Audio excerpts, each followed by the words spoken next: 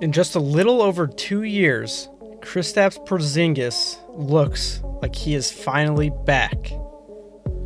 In the past couple of months, Kristaps is truly looking like the quote-unquote unicorn that he was dubbed when he entered the NBA. A truly unique 7-footer capable of all kinds of things on both ends of the floor. The big thing that changed recently for Kristaps is the injury to Dwight Powell, who went down with the torn Achilles in late January. Instead of keeping Kristaps at his power forward position, Rick Carlisle made the decision to move him to center, where he had Dwight Powell previously. Now, Dwight Powell was having a pretty good year in that role at center, and it kind of relegated Kristaps to the power forward position, kind of sitting around the arc, waiting for people to throw him the ball and just be a spot-up shooter.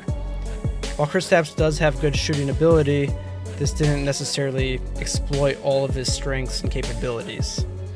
Now, he has slid to center, and the numbers have taken off. Let's take a look at how his stats look as a power forward versus center. At power forward this year, he averaged 17 points per game, 9.4 rebounds.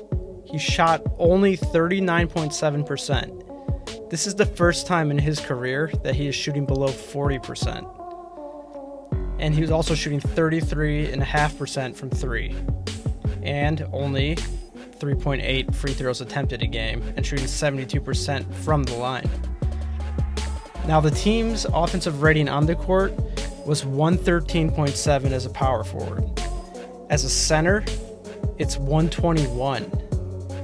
Offensive rating off the court has also gone inverse as well, where they have seen improvement for the most part is his points per game go from 17 to 23.9. Rebounds are nearly the same, except his field goal percentage is now 47.9, almost 8% better margin than at power forward. Even his three-point percentage increased 6% just by playing center, and his free throws attempted have gone up by 2.5 attempts a game, and that has also led to his free throw percentage going up by 11 percentage points.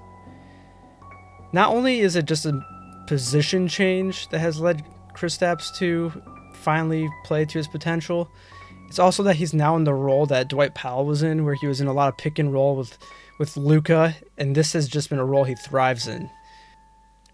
With Porzingis now allowed to slide into that role that Powell was in, he's not just doing pop-out jumpers and just standing around the arc. He's much more involved in the offense, and he's also able to roll to the rim with Luka. And if you have seen Kristaps play, you know he can have some highlight finishes.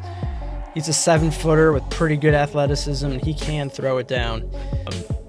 A big part of the reason that we have seen him have more free throw attempts is that he is rolling to the rim with Luka, and he's getting fouled, and he's actually converting at the line as well. I think overall, just being involved in the pick and roll more, he's more engaged. That has really led to a new Kristaps. The other thing to keep in mind is that 2 years ago, he tore his ACL. He was having an all-star season that year. He missed a year. He's back now. It took a few months. He even admitted he needed a few months to, get his confidence back, get over some knee soreness, things like that, just get back to the player he was. And not only is he the player he was, but if this keeps up, he will be a better player than we've ever seen him be.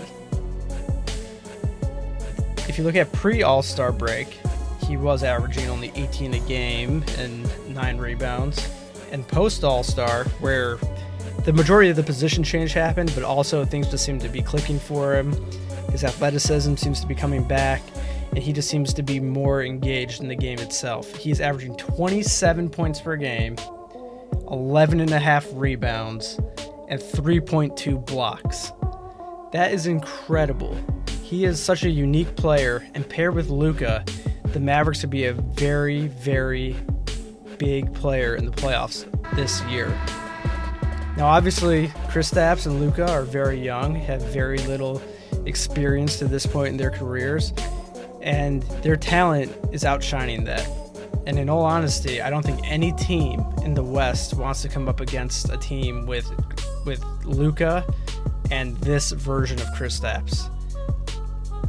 Very few teams have any answer or even a way of containing Luka, and if Kristaps continues to play at this level, then it's going to be hard to find a team that can beat him.